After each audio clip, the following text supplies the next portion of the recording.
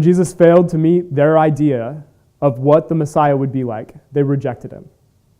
Utter rejection. He's not the guy. But he was so much more.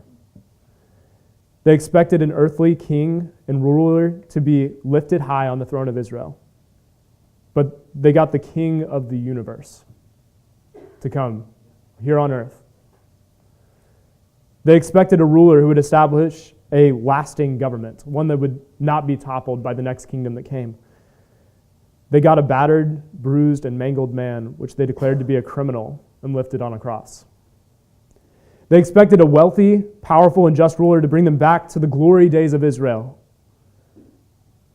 They got a guy who seemed to not really care about gaining anything in this world. He focused on training 12 guys and a few women.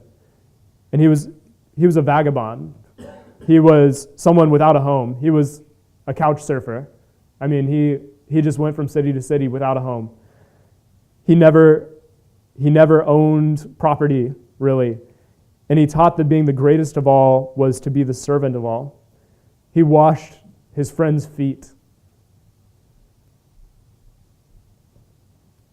They expected a human in the line of David to be used of God to do good to a specific group of people, to the Jews, to just this small group out in the Middle East. And they got a Savior who cared about everyone. He came for all who were in darkness.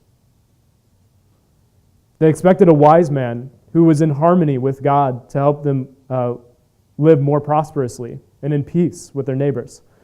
And they got God himself taking on their sins on the cross and giving them forgiveness and offering them new life.